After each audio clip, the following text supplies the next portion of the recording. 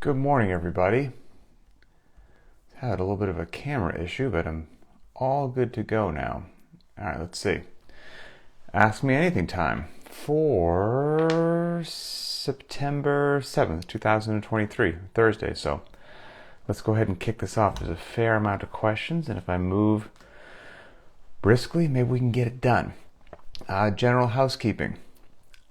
I hope to see everybody at the Rogue Invitational at the end of October out there in Texas. I'm going to be there. I know other members of the Linchpin community are going to be there. And so let's start to let everybody know in either the BTWB Squads feature, the private Facebook group, who's going, where they're going to be, and we can actually say hi, which is awesome. Okay, let's see. We got a couple of just cool shout outs and congrats to some people. And just, the grind every day pays off.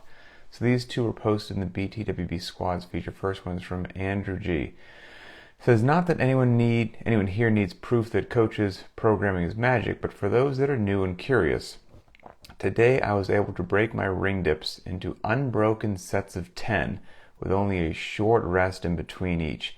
The last time I did ring dips was mid-July. So here we are, September 7th. Last time we did them was mid-July. So it's been a bit. Let's see, last time I did them was mid-July, and I was only able to do singles. So over a month without doing a single ring dip, and suddenly I can do sets of 10 unbroken. There really is something to that wizard pepper. So very cool. Isn't that awesome? And then, so that kind of ties into a question we'll talk about in a little bit later, so that works well. And then a shout out to Scott P as well, who says, well, this is interesting. I haven't done heavy snatches in many months, but I've been doing the Linchpin programming and plodding along. And today I hit my heaviest snatch in 5 years, and I probably could have gone heavier too. I guess this stuff works. And that's interesting because Scott, I know, came over previously from a more competitor-based program that I have no doubt has a heavier emphasis and a more frequency with regards to touching the Olympic lifts, and things are actually going better touching them a bit less. So confusing, I know, but we live in a confusing world. All right, here we go. Let's go ahead and dive right in.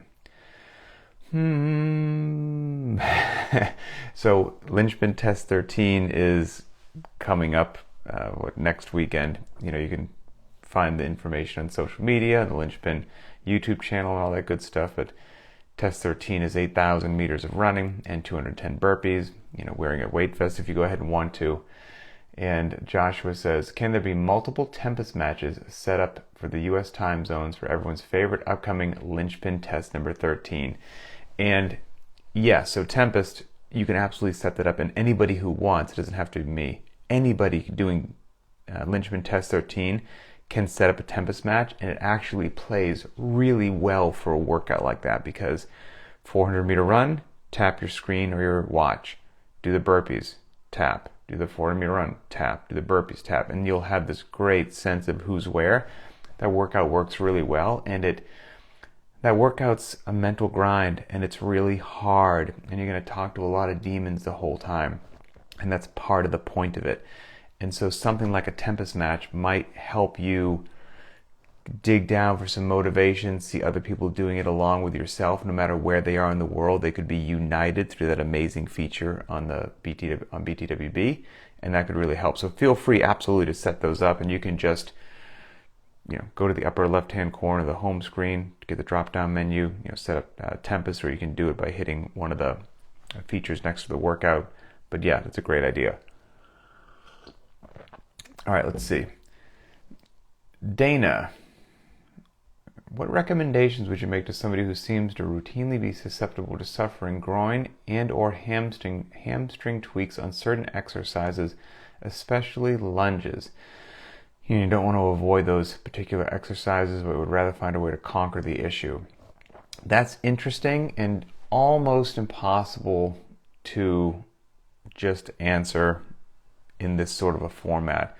I think what my greatest recommendation would be ideally to find a very capable and competent professional body worker in your area that works with athletes and can maybe help see why is that happening to you.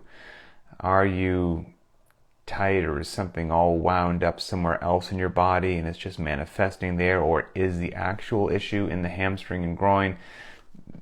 That's not something I'd be able to diagnose right here, as a matter of fact, and quite frankly, it's outside of my scope of expertise.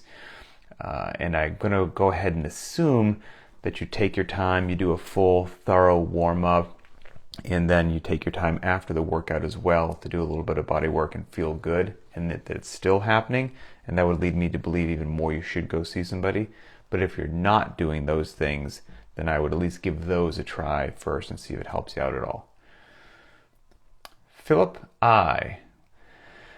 My endurance level is far below all other categories of fitness, so I took a particular interest in the 1.5 mile run program, as it seems like something that might bring the rest of my fitness up a bit. Clearly I have a weakness. The program looks absolutely awful, like everything I would never want to do. So I'm thinking about doing it. First of all, love that mindset. Couple of questions. Summary says, recommend 3 scheduled running workouts a week, and then 2 to 3 workouts a week from, there are strength and conditioning workouts associated with the 1.5 mile run, 3 a week, 3 running, and then 3 strength and conditioning. You can do those. And then it says basically that if you're following another program like Linchpin or whatever, you can remove those strength and conditioning workouts and follow 2 to 3 of your particular program if that's something that you so desire. So if I want to keep doing Linchpin, which 2 to 3 workouts should I keep?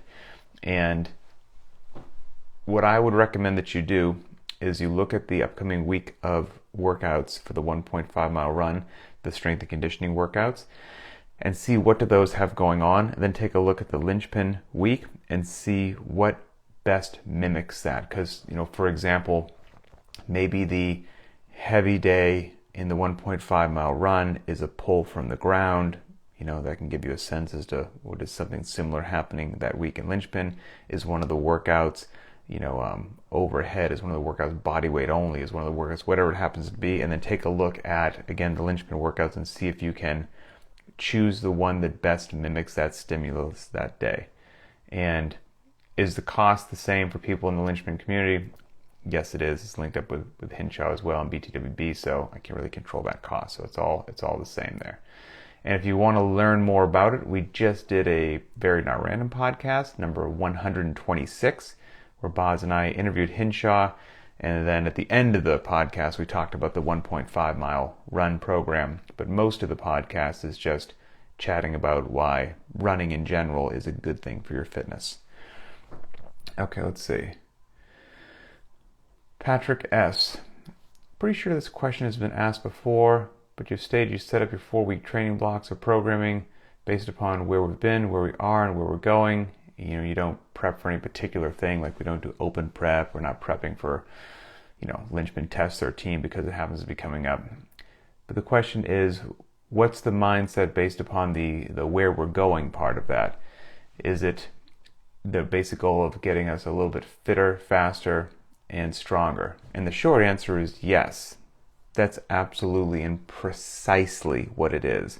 And that simple little sentence at the end, like, is the basic goal getting us a little fitter, faster, and stronger? Very simple to write the sentence, very challenging and time-consuming to do in application, and keep a group of people marching forward, happy, healthy, knees back and shoulders, and making sustainable progress in a large area of athletic disciplines. So yes, that is 100% the goal and the absolute key to the kingdom right there. That is much more difficult than you think. For example, exactly what was just said in those kind of 2 shout-outs that I got at the beginning. Heaviest snatch somebody has hit in 5 years without snatching as regularly as they previously have. That's not an accidental occurrence. That's, where we're going and getting these adaptations for the athlete. The individual that, we haven't done ring dips in a month or more and went from singles to unbroken sets of 10. That's not accidental. Or, we haven't pulled a heavy dead in this particular amount of time and they come up and suddenly they're doing better. Or why is my running going better? All of those things are the where we're going. And yeah, there's a lot that goes into that to make that happen.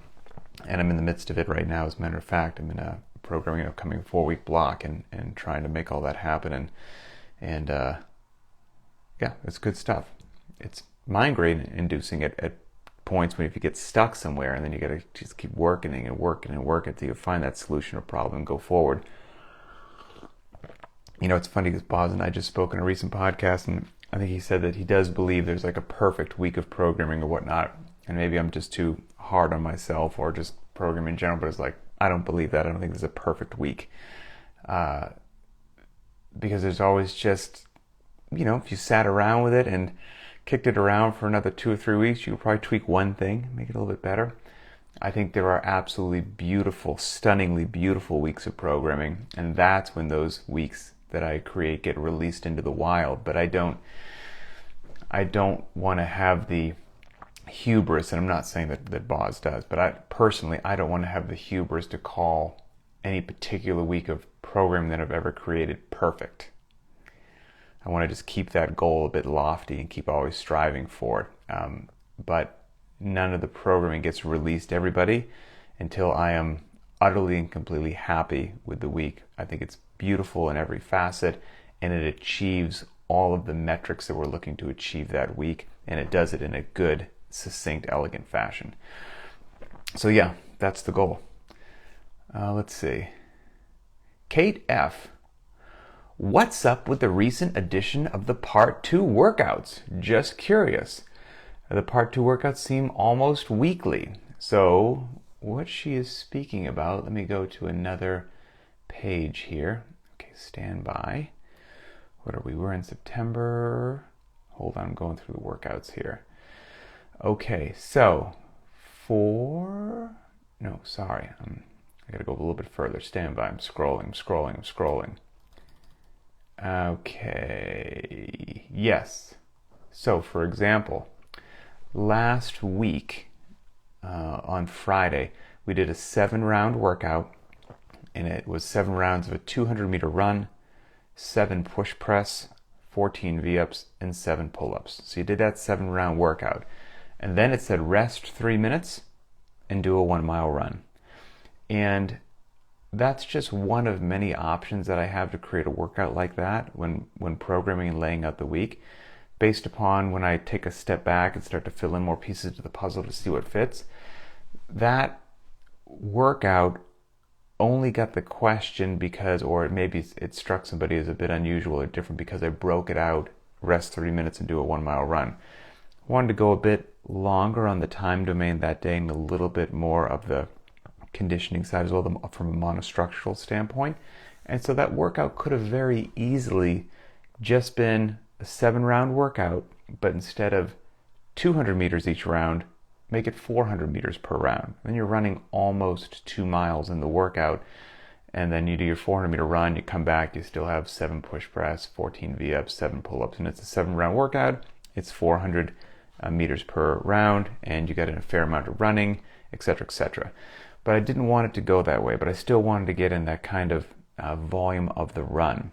And what I liked about this was keeping the 200 meter shuttle run in there for the 7-rounder takes ballpark about 1 minute, more or less, right? Probably a little bit longer as you start to shuffle and it gets a little bit more challenging.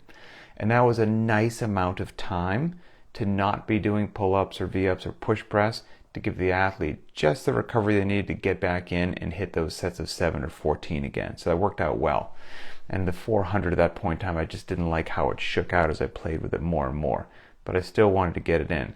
So then giving you 3 minutes to rest and then having you do the 1-mile run also allowed you to do just some great pure engine building right there without the added distraction of the other elements of the workout. Because who's kidding who? Had I made it 7 rounds with a 400 meter run each time, don't get me wrong, great workout, good conditioning, the whole 9 yards, ticks a lot of boxes. But those 400-meter runs, because you have to do push press, because you have to do the V-ups and pull-ups, you're not going to be burning them down. They're going to be your intentional and deliberate recovery for the other elements of the workout. Now, when I separate it out a little bit, you do the 7-rounder, you get a 3-minute rest, which is just enough to gather yourself a little bit, feel quasi-good, and now you just have to do a 1-mile run with no other elements.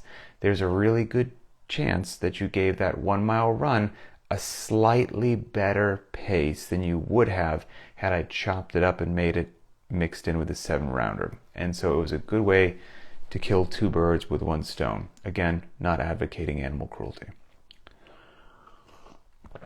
And let's see, the week before that, we did not have something like that occurred. But I feel okay. But then the previous week to that, in mid-August, we had one day that had something like that as well.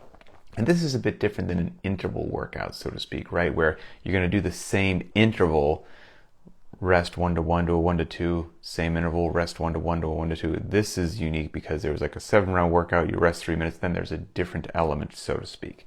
And the same thing occurred on August 15th. So on that day, laying out the week's programming, again, where we've been, where we are, and where we're going and all that stuff, there was a couple elements that I really wanted to hit on that day, but I wanted to not degrade a specific part of them. So what I really wanted to do in that day, we were going to do some intervals, some intensity training on the bike. It was that day that it's 50 cals for time, 40 cals for time, 30 cals for time, 20 cals for time, 10 cals for time. And between each one of those, you have a 1 to 2 work to rest ratio. And there's different calories for women. I also really wanted to get some good midline in there, some strict midline. Now, strict midline by its very nature, we're saying strict, it's challenging, it's a little bit lower of intensity, it's quite different than what we're talking about with what's going on the bike. And I could have so what we had everybody do was, for time, do 60 strict toes to bar. Yeah, a big chunk of strict midline work. That's going to be challenging. You're going to break it up a lot. That's great. Rest 5 minutes, move around, do a little warm up, whatever you got to do. Then you hopped on the bike for those intervals that I just said a second ago. And while the 60 strict toes to bar are challenging, they're not really that impactful or detrimental to what you were going to do on the air bike. So the two complemented each other real well. Now I could have done something else, right? There's 5 intervals that you're going to hit on the bike.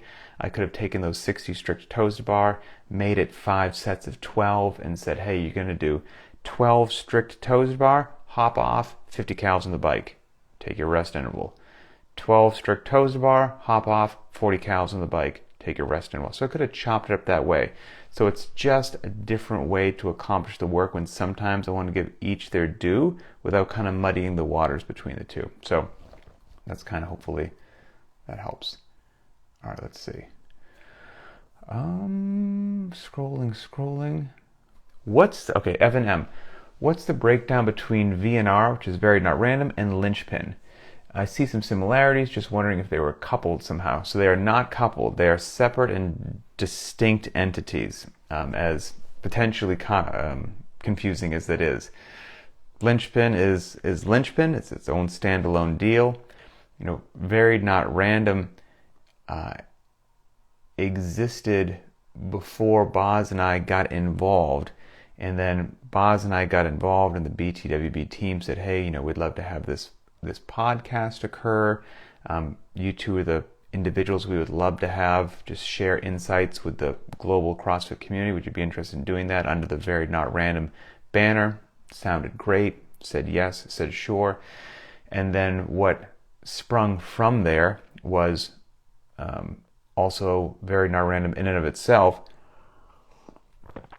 creating specialty programs. And there was a bunch of specialty programs that existed before Boz and I ever even got involved, like the strict pull-up program, strict ring dips, 5-meter handstand walk. There's a lot of phenomenal programs Get Your First, this, that, and the other thing, and some barbell courses and whatnot that were under the Very Not Random brand before we even got involved in it. We had, nothing to do with those. Once we came on board, we vetted them to make sure that they were like good to go, and we'd love to have our stamp on it and all that, and they're solid. And then we've since added to it with, specialty programs that we've been a part of, like, for example, the one that Chris Hinshaw and I just created for the 1.5 mile run, etc., etc. Boz and I together created a body weight on-ramp program for new people, a dumbbell on-ramp course for new athletes, and there's a barbell on-ramp program that, if it hasn't launched yet, it should, like, really, really soon. We're just, like, I think in the final stages of getting the ebook created. So it's its own separate, distinct deal. And yeah, it's cool and fun. Oh, hopefully my daughter's not waking up quite yet, but this makes sense that she is. She's a bit of an early bird. Okay, let's see. CW CrossFit, ever thought about Linchpin socks? Asking for a friend. I haven't, but I guess you're saying that I probably should think about that. Let's see. Gareth T, maybe this has been answered in a video somewhere, but how do you work out the super fitness robot in the more likely times? So there is a whole lot of lessons learned over the course of many years paying attention to every different sort of workout that we do, and then what, generally speaking, based upon experience, is, a swath of times that apply to the general population, and then what's like, hey, you really kind of killed that workout. That was really a top level time. And I will say right now, our friend Matthew P. over in Italy, Matteo P., he's handling the goal times and doing a phenomenal job. And he and I, before he took that over, had many Zoom meetings and texts and emails, and worked through examples, and almost did like test cases to see, did he come out with what I would come out with, the whole 9 yards. And he's been doing a fantastic time. But there's a bunch of, there's also art and science going into that, and it just is also from experience and lessons learned. There's something like, it also depends upon whether the workout, if you're creating a goal time, is it a single modality? Is it a couplet? Is it a chipper? Is there a strict movement that happens to be in there? Is there a monostructural element that changes things as well? There has been a podcast on this before, but for example, if you're doing DT and you took an empty barbell in your hand or a PVC pipe and you moved at a moderate pace and you did just 12 deadlifts, and then you stood up and you did 9 hang power cleans, just moderate pace, then you did 6 push jerks, and you timed that, and then you multiplied it by 5. It'd be, again, at a moderate pace, you might be somewhere around the 5-minute mark, right? Well, it's something like that that's weightlifting. For most people, not top dog psycho times, but for most people, a really good time is going to be doubling that, like literally twice as long as what that moderate pace cyborg did it at.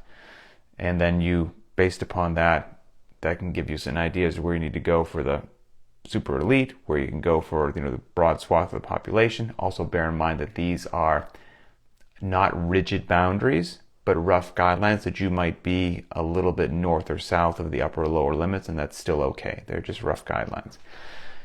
But that doubling it metric, whilst on something like DT that's barbell, works great for DT, doesn't work great for something that has a monostructural component. If you think about something like Nancy, 5 rounds per time, 400 meter run, 15 overhead squats, if you once again move at a moderate pace, now I might call a 2-minute 400 meter run a moderate pace and shock some people because they're like, that's so fast, but just bear with me. 5 runs at 2 minutes each, that's 10 minutes.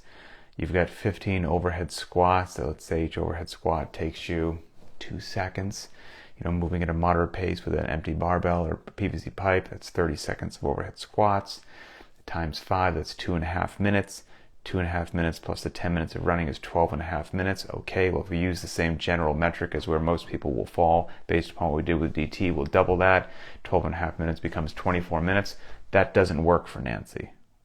creating a goal time kind of based on that same metrics doesn't work, because while the overhead squats, based upon the level of difficulty of the movement and the loading and the rep range and all that, are certainly challenging and might take longer than that 2 seconds based upon when you run up to the bar, you don't actually grab it right away, the sets get broken up and all of that.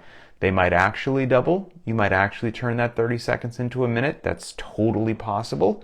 But what you most likely won't do is turn a 2-minute 400 into a 4-minute 400. So doubling something like the monostructural component, that just simply doesn't work. So if you're analyzing workouts like that and creating goal times based upon those sort of workouts, you have to take it on from a totally different mindset with a totally different mathematical metric that we use and all that has been created and crafted over the years. And that's all the stuff that it just on the surface looks super simple and easy and just should be able to just whip those right out. It's not the case. Every single solitary workout is a mathematical equation that occurs. And so it takes a long time to do all this stuff, but it's worth it, and you get to have that good stuff. Okay, let's see. All right, a couple more here. This is a good question. I like this. AT posted this in the BTWB Linchpin squad. What do you think of a multiple sport approach versus only doing CrossFit to reach a great level? I like running 10Ks, yoga, calisthenics, and CrossFit. Do you think I can still follow Linchpin programming 4 days a week, mixed with other sports, and get similar results as if I did the full program? It's a great question. First of all, I'm a huge fan of doing other stuff, and especially if that makes you happy, do it. If you really enjoy running long and you love yoga and you love just pure calisthenics and you love doing Linchpin, right? Why would you not want to do some of the stuff that you love? Okay? And so if maybe you could get better, you're probably going to get the best at CrossFit if that's what you're asking, like your maximum expression of your CrossFit ability will be by giving that your undivided time, focus, attention, identifying weaknesses, shoring those weaknesses up, making sure nutrition's on point, getting good sleep, etc., etc.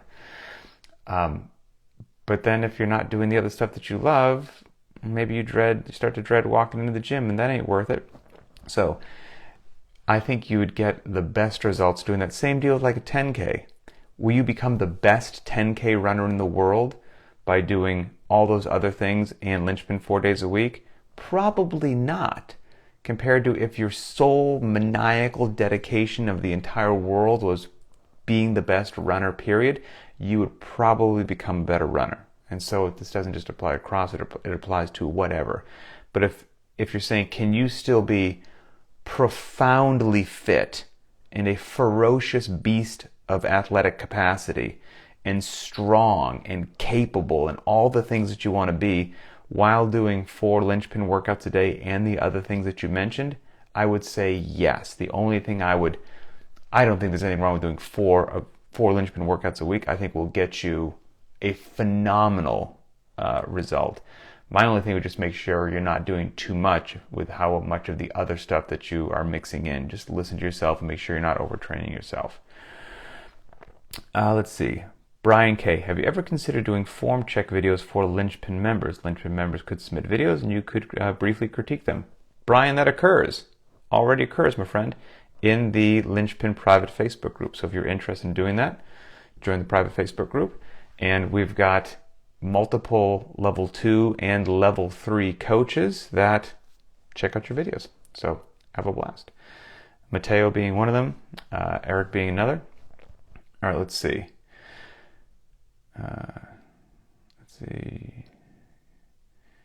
Julia, how can we approach a training day where our sleep was bad and we're just struggling? Is it better to take an extra rest day or move through a scaled workout? It depends on who you talk to. I have a feeling that the professional answer from the medical community, et cetera, and all that stuff would be, hey, you're not feeling it, just don't do it. It's okay. And that is okay. I would say it also just depends upon, there's a wide strike zone to what you said.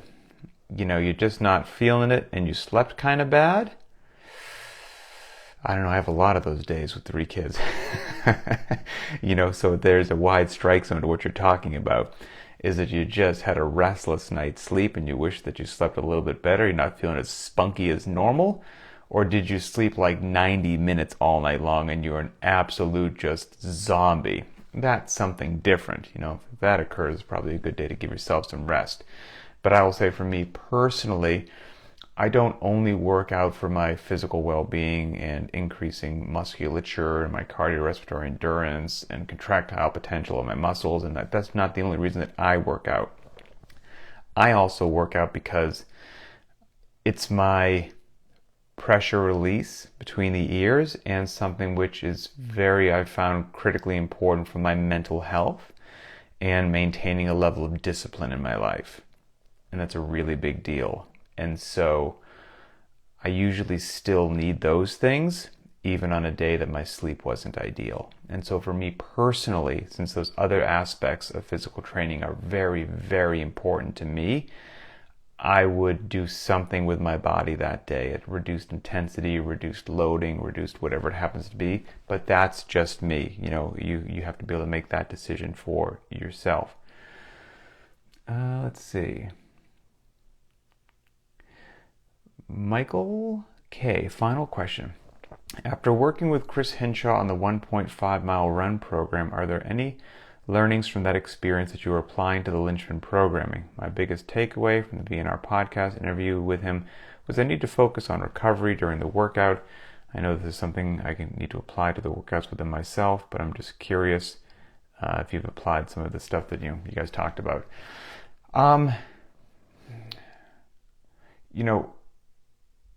Yes and no. Yes being Chris and we did a podcast together multiple years ago, and that opened my eyes to some stuff that I have implemented in Linchpin since then.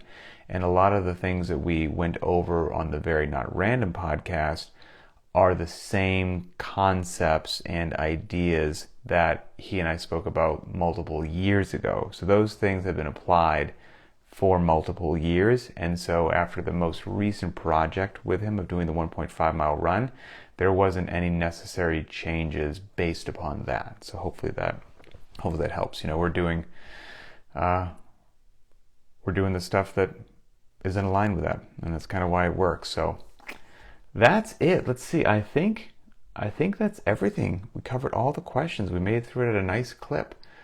Okay. Hey everybody. It's a rest day. I hope that you enjoy it. Linchpin Test 13. Be on the lookout for that. I'll be posting the link in my story on the Sherwood 2 and 5 Instagram, as well as CrossFit Linchpin's Instagram. I'll post the link once registration is open in the BTWB Squads feature in the Linchpin private Facebook group. And then if you are just in the BTWB app, once registration opens on Monday the 11th, you should be able to just tap the 3 lines in the upper left-hand corner. You'll get a drop-down menu. One of those menus should say Challenges. Tap on Challenges, and you'll see Test 13. And that'll be that. So have a great day. Keep being kind to each other, and we'll talk soon.